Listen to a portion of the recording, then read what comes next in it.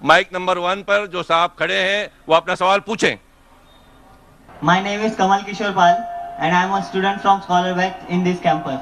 And my question for you is, according to Islam, it is said that God has created human beings who would worship Him.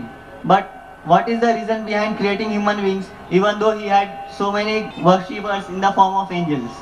ہمارے ہندو بھائی نے بہت اچھا سوال پوچھا ہے. اس نے کہا کہ خدا نے انسان کو بنایا ہے تاکہ وہ خدا کی عبادت کر سکے. ایسا ہی کہا گیا ہے قرآن میں بھی, سورہ دھریات میں سورہ نمبر 51 آیت نمبر 56 میں, وَمَا خَلَقْتُ الْجِنَّ وَالْإِنسَ إِلَّا لِيَعْبُدُونَ. اللہ تعالیٰ فرماتے کہ ہم نے جن اور انسانوں کو بنایا ہے صرف اللہ کی عبادت کے لیے. تو سوال ہے ہندو بھائی کا, بہت اچھا سوال ہے کہ اللہ تعالیٰ کو عبادت کی ضرورت کیا ہے؟ اتنے چیز ہے, فرشتے ہیں, تو انسان اللہ کی عبادت کیوں کرے؟ کیا اللہ کو ضرورت ہے؟ بہت اچھا سوال ہے, بہت اہم سوال ہے. مثال کے طور پہ ہم کہتے ہیں اللہ اکبر, اللہ بڑا ہے, اللہ مہان ہے. ہم اللہ مہان بولنے سے اللہ مہان نہیں ہو جاتا ہے. ہم بولے یا نہ بولے اللہ مہان ہے, اللہ اکبر ہے. ہم چاہے بولے یا نہ بولے اللہ کو فرق نہیں پڑتا.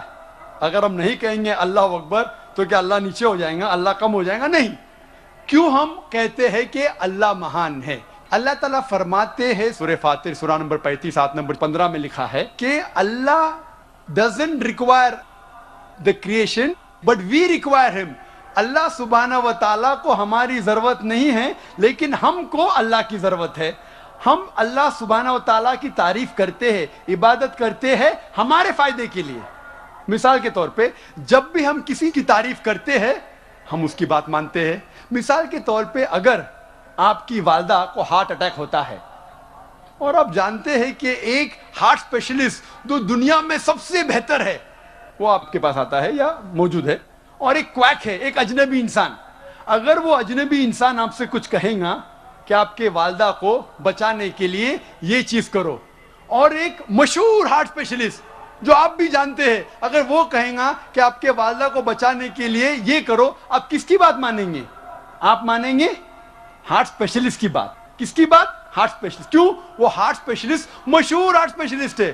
اسی طریقے سے ہم جب اللہ کی عبادت کرتے ہیں, ہم مسلمان, ہم اللہ کی تعریف کرتے, الحمدللہ رب العالمین الرحمن الرحیم مالک یوم الدین, سب تعریف کرتے ہیں اللہ کی. جب ہم تعریف کرتے ہیں کہ وہ حاکم ہیں, وہ رحمت والا ہے, وہ سب سے بڑا ہے, سب سے زیادہ جاننے والا ہے, تو اللہ کو تو فرق نہیں پڑتا ہے. لیکن ہم جب ان کی تعریف کرتے ہیں اس اللہ کی, تو اللہ جو اپنی کتاب قرآن مجید میں ہدایت دے رہا ہے ہم اس کے اوپر عمل کرتے ہیں.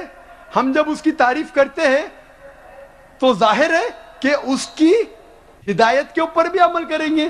تو ہم تعریف کر رہے ہیں ہماری بھلائی کے لیے, ہم اس کی عبادت کر رہے ہیں ہماری بھلائی کے لیے.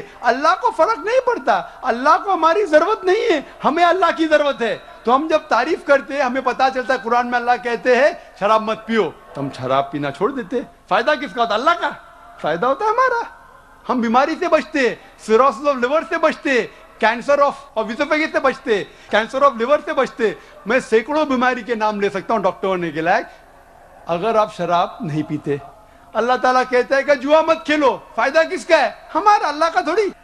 تو ہم اللہ کی عبادت کرتے ہیں ہمارے فائدے کے لیے تاکہ ہم آخرت میں سفلتا پائے. اللہ تعالیٰ کہتے ہیں سورہ ملک میں سورہ نمبر 67 آیت نمبر 2 میں, الذی خلق الموت والحیات, اللہ نے موت اور زندگی بنائی تاکہ وہ یہ جان لے کہ ہم میں سے کون اچھا ہے اور ہم اس امتحان میں سفلتا پا سکے.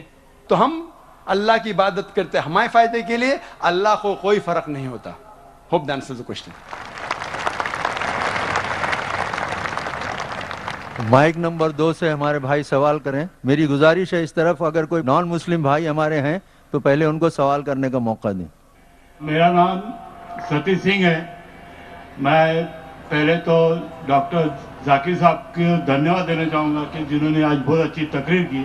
میرا سوال یہ ہے, مانا جاتا ہے کہ وید یہ سب سے پرانے ہیں, اور اکثر یہ کہا جاتا ہے कुरान की जो किताब है ये पहली और आखिरी किताब है, इन दोनों में फर्क क्या है? भाई साहब ने सवाल पूछा है कि वेद बहुत पुरानी किताब है, वेद पहली आए, कुरान बाद में आया, तो वेद और कुरान में फर्क क्या है?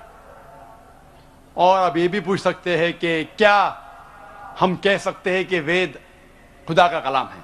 वेद, जैसे कि मैंने कहा मेरे तकरीर में, कि लोग को ये नहीं पता कि वेद कब आया वजूद में, लेकिन अक्सर हिंदू स्कॉलर्स कहते हैं कि ये तकरीबन 4000 साल पुरानी किताब है। कुरान मजीद 1400 साल पुरानी है, तो जाहिर है कि वेद पहले आया है। कुरान मजीद में लिखा है सूरह रौद में सूरह नंबर 13 आयत नंबर 38 में, लिकुल्ली अजलिन किताब, हर दौर में अल्लाह ने एक किताब नाजिल की। नाम से सिर्फ 4 किताबों का जिक्र है, तौरा, जबूर, इंजील और कुरान। तौरा वो वही है, वो किताब है जो अल्लाह ताला ने मूसा अलैहिस्सलाम पे नाजिल की। जबूर वो किताब है, वो वही है जो दाऊद अलैहिस्सलाम पे नाजिल की।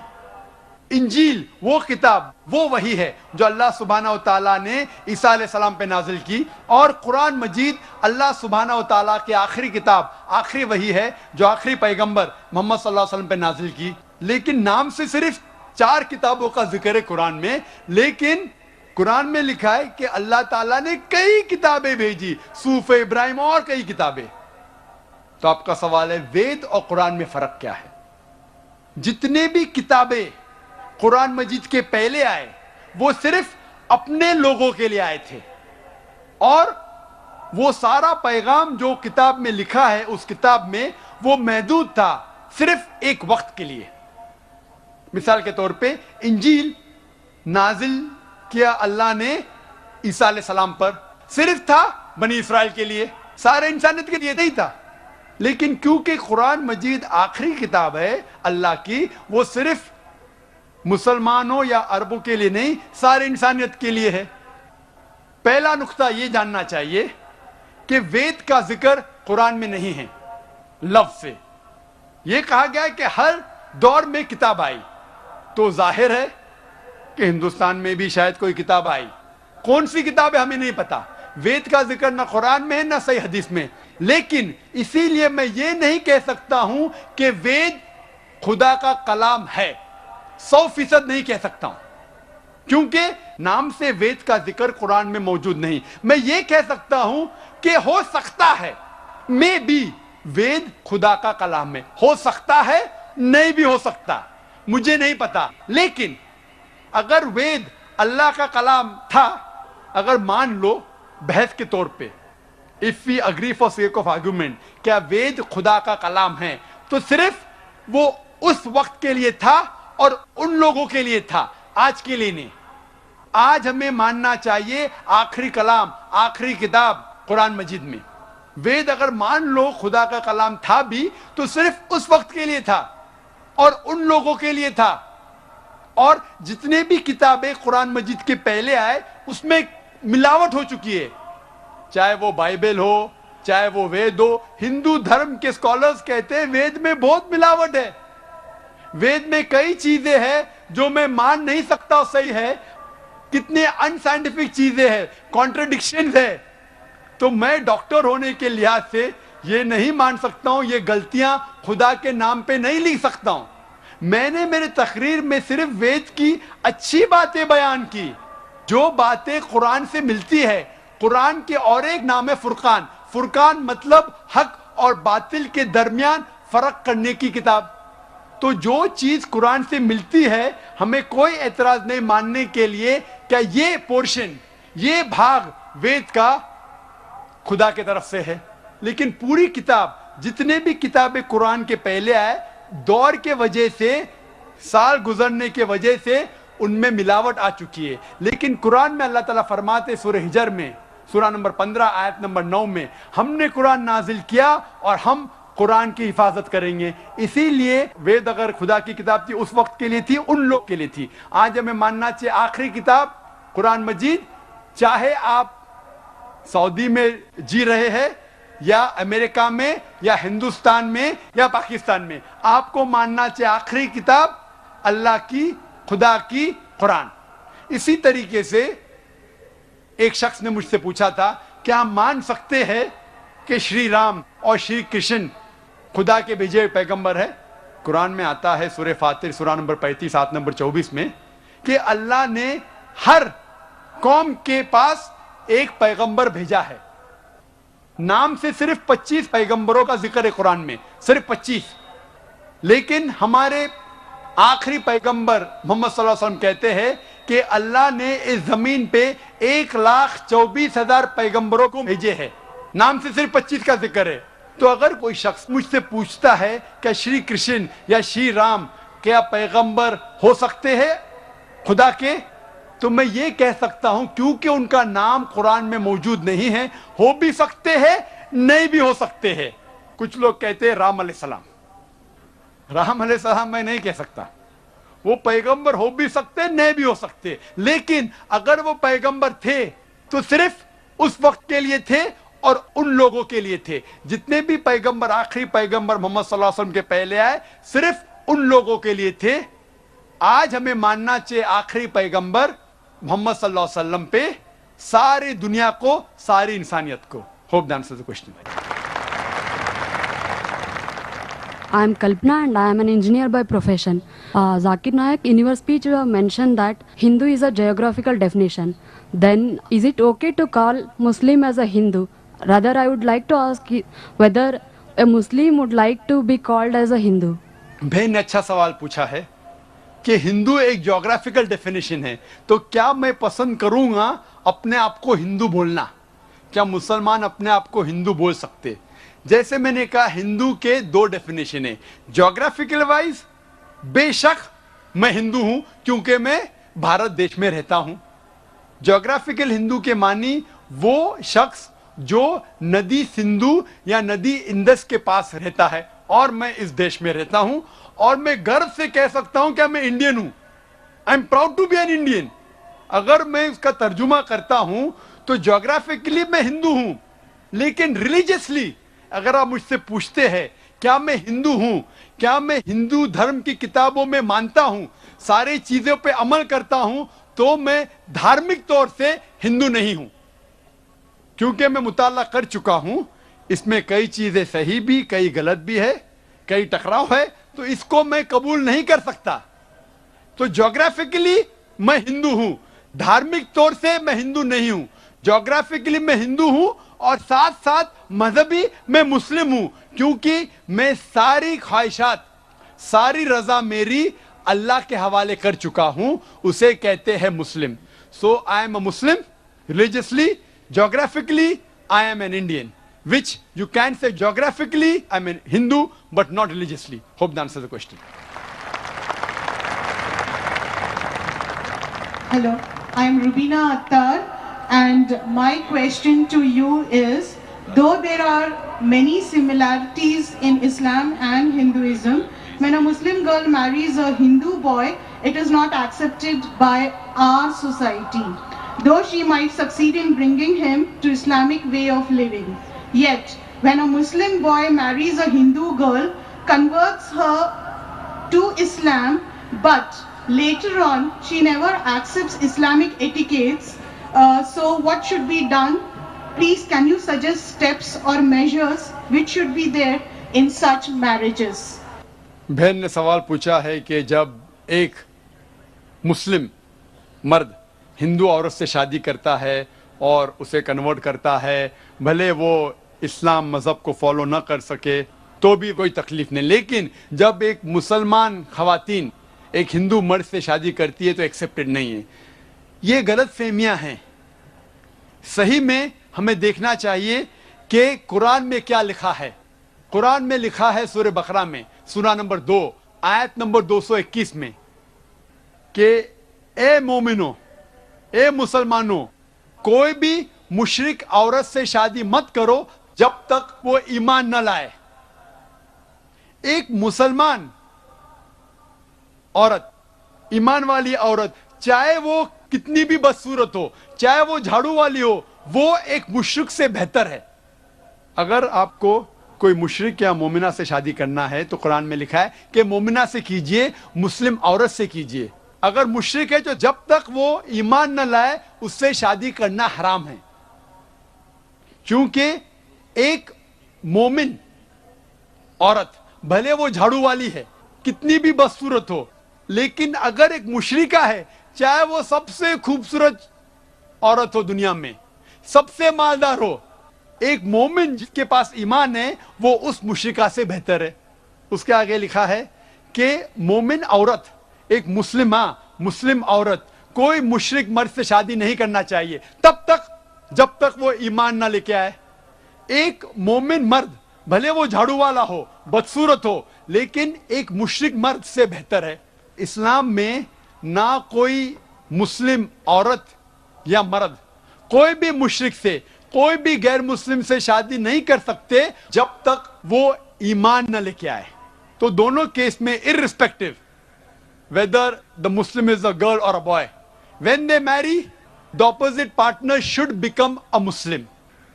اس کی وجہ یہ ہے, مثال کے طور پہ جب گاڑی چلتی ہے, اگر گاڑی کا ایک پہیا سائیکل کا ہے اور ایک پہیا ٹرک کا ہے تو گاڑی چل ہی نہیں سکتی.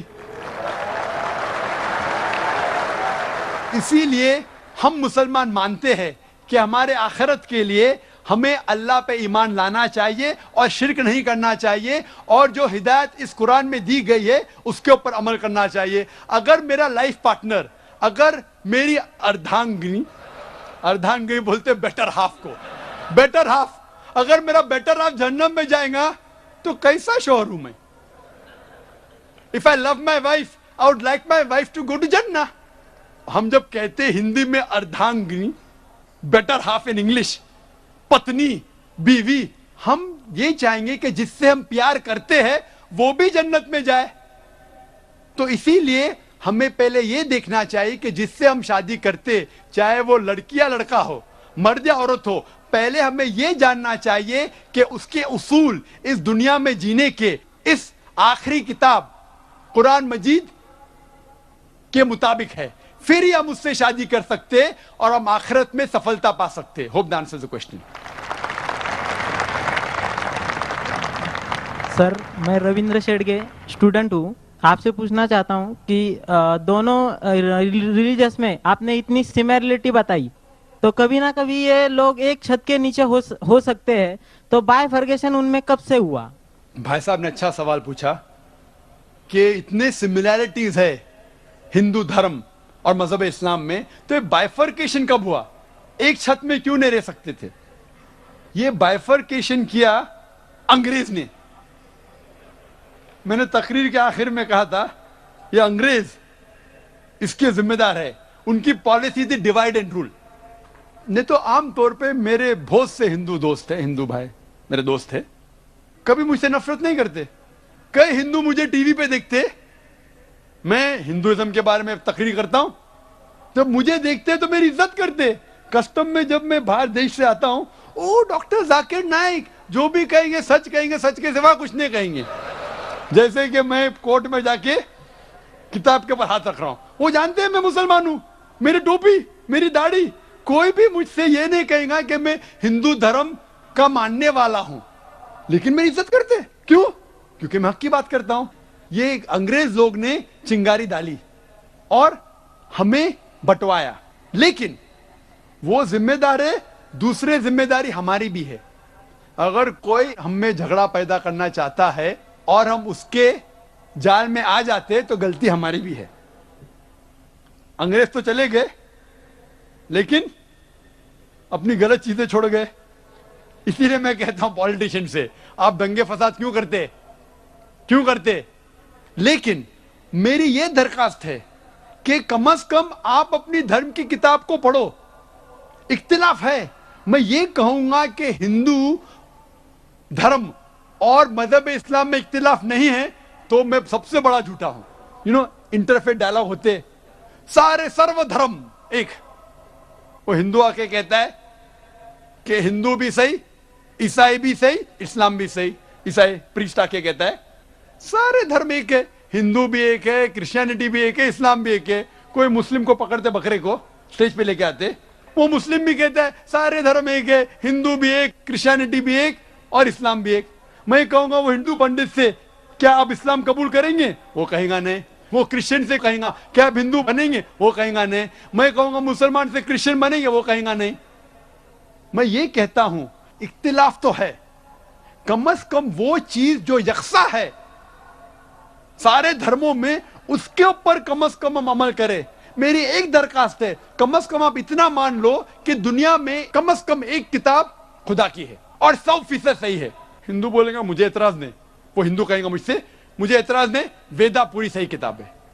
वो क्रिश्चियन कहेगा मुझे एतराज नहीं बाइबल को मानने में, बाइबल खुदा की किताब है 100% सही।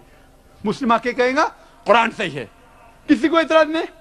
मैं किसी को चोट नहीं पहुंचा रहा हूं। फिर मैं कहता हूं कि जो ये तीनों किताबों में यकसा है, बाइबल में, वेद में, कुरान में, कम से कम उसके ऊपर तो अमल करो।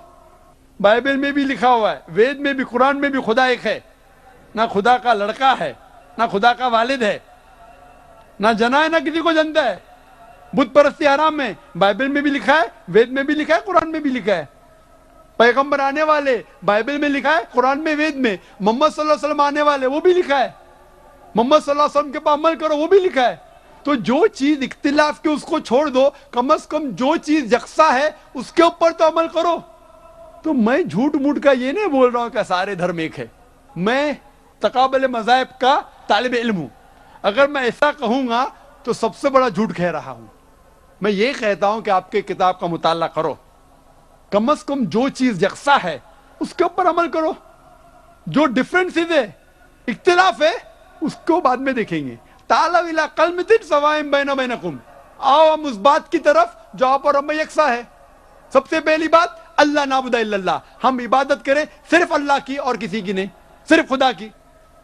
तो मैं ये कह रहा हूं कि यकसानियत है, उसको हम जाने, उसके ऊपर अमल करें। और अगर आप वेद पढ़ेंगे, वेद में लिखा हुआ है एक आने वाला है पैगंबर, उसका नाम है नरशंसा, वो कौरमा है। एक कल के अवतार आने वाला है, वो आपको सीधे रास्ते पे लेके जाएंगे। कल के अवतार मोहम्मद सल्लल्लाहु अलैहि वसल्लम, उस पे नाजिल हुई कुरान। तो मैं कह रहा हूं कि वेद की कम से कम तहकीक करो, हिंदू धर्म की किताब की तहकीक करो, और फिर हम मिलजुल के एक छत में रह सकते और हमारे देश को आगे बढ़ा सकते। Hope the answer the question. Mic पे सवाल और जवाबात का सिलसिला खत्म हुआ। पेपर स्लिप्स पे आए हुए सवालात के जवाबात हम डॉक्टर साहब से लेंगे। पहला सवाल भाई तुषार दीक्षित का है। आप पूछते हैं कि आपने तो अपने भाषण में ईमान के पिलर्स के बारे में बताया, क्या इसी तरह इस्लाम के पिलर्स के बारे में कुछ है जो हिंदू धर्म से समानताएं रखती है?